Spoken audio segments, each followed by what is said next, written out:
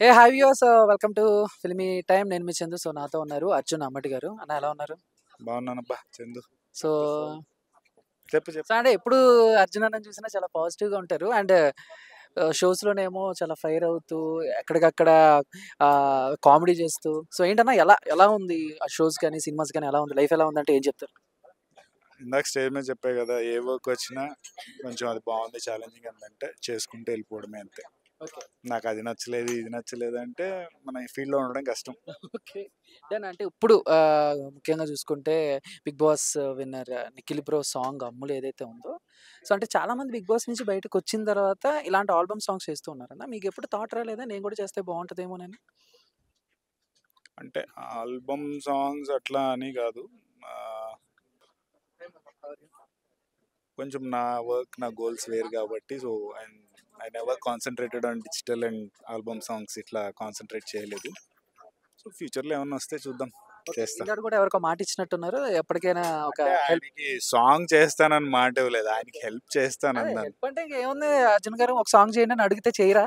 Song పరంగా కాదు, వేరే పరంగా ఏదైనా హెల్ప్ కావాలంటే వెళ్తూ అంటే మామూలుగా అన్న సరదాగా మళ్ళం అనమాట. మీకు అంటే ఎక్కువ ఇష్టం ఉండదా వీడియో సాంగ్స్? ఎక్కువ ఫోకస్ మొత్తం యాక్టింగ్ ఇదేనా? లేకపోతే అంటే వీడియో సాంగ్స్ మీద మీకున్న ఒపీనియన్ ఏంటి బేసిక్‌గా? Video songs are good. Album songs మంచిదే కదా, ఏమో ఫ్యూచర్లో నేనే ప్రొడ్యూస్ చేయొచ్చేమో, ఎవరికి తెలుసు. ఓకే. అండ్ ఇప్పుడు 'నిఖిల్' అన్న గురించి ఏం చెప్తారు? మీ ఫ్రెండ్‌షిప్ గురించి? ఐ థింక్ 2016 నుంచి అనుకుంటా నిఖిల్ పరిచయము.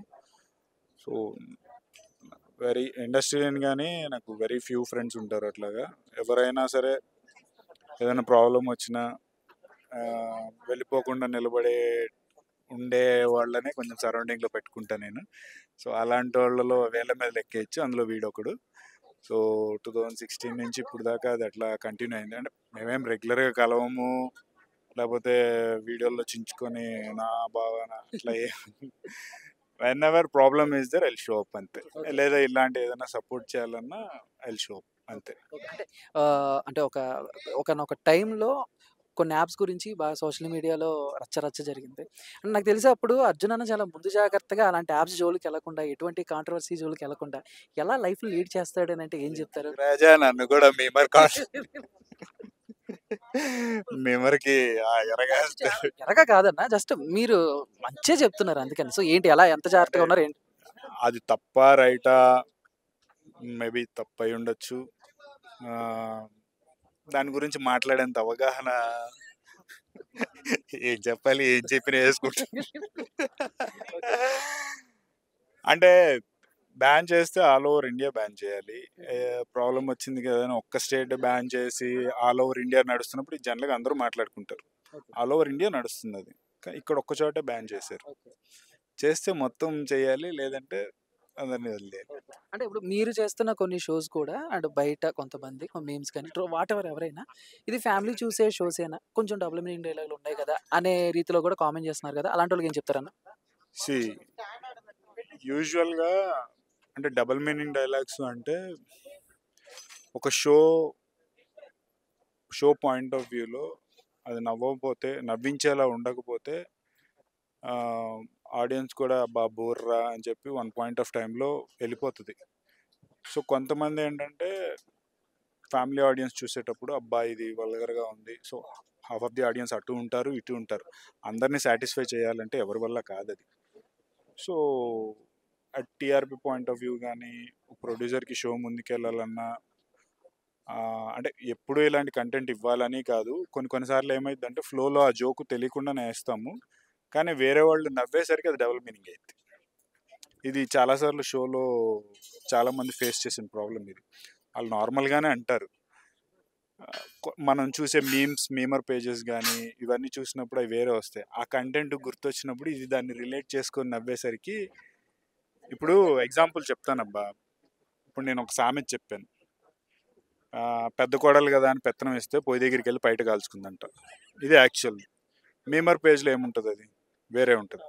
సో చూసిన వాళ్ళు ఏంటంటే ఎవరైనా ఫ్యామిలీ ఆడియన్స్ అయినా పెద్దోళ్ళైనా ఎవరైనా చూసినప్పుడు అది చూసారు, ఆ సామెత అంటే వేరే ఉన్న సామెత చూశారు.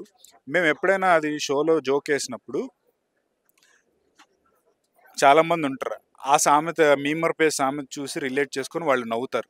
ఇది చూసే ఓవరాల్ పిక్చర్ పాయింట్ ఆడియన్స్‌కి ఏమైపోద్దంటే అసలు సామెత మర్చిపోయి ఒరిజినల్ మీమర్ పేజ్ సామెతకి వెళ్ళిపోతారు. అప్పుడు ఈ వస్తదనమాట. ఓకే. ఈ ఫైట్ అంటే వల్గర్‌గా అవుతుంది. ఎవరి పాయింట్ ఆఫ్ వ్యూ వాళ్ళది. అందరిది సాటిస్ఫై చేయాలంటే మన వల్ల కాదది. అంటే ఇప్పుడు మామూలుగా ఇయన్నీ పక్కన పెట్టేస్తే మీరు ఎక్కడికెళ్ళినా అడిగే ఒక క్వెషను. బట్ నేనది అడగను. ఎందుకంటే అడిగితే అన్న నువ్వు నన్ను కొడతావు నాకర్థమైంది. బట్ సో రీసెంట్‌గా రిలీజ్ అయిన 'పెద్ది' ఆ క్రికెట్ షాట్ ఏమైతే ఉందో సో దాని గురించి ఏం చెప్తారు? ఆహ్, ఏం చెప్తాము అంటే బుచ్చిబాబన్న 'ఉప్పెన'తో నేషనల్ అవార్డ్ ఎలాగైతే ఉందో, సో అందరికీ ఈ సినిమాతో హోప్స్ అయితే జస్ట్ టీజర్‌తోనే చాలా హై అయ్యాయి. షూటింగ్ కూడా అదే రేంజ్‌లో అంతే జాగ్రత్తగా, నీట్‌గా జరుగుతుంది. సో, ఐ థింక్ అంటే కష్టపడి తీయడం వాళ్ళ చేతుల్లో ఉంటది. రిజల్ట్ అనేది జనాల చేతుల్లో ఇంకెలా ఉంటది. సో, ఇది కూడా టీజర్‌ని దృష్టిలో పెట్టుకొని అంతే ఇదిగా చాలా జాగ్రత్తగా చేస్తున్నారు. ఐ హోప్ సో ఇది కూడా 'ఉప్పెన' కన్నా కొంచెం పెద్ద రేంజ్‌లో అంతే ఇదిగా నేషనల్ అవార్డ్స్‌కెళ్తదని I'm thinking. Thank you so much అన్న. All the best. Thank you. Waiting.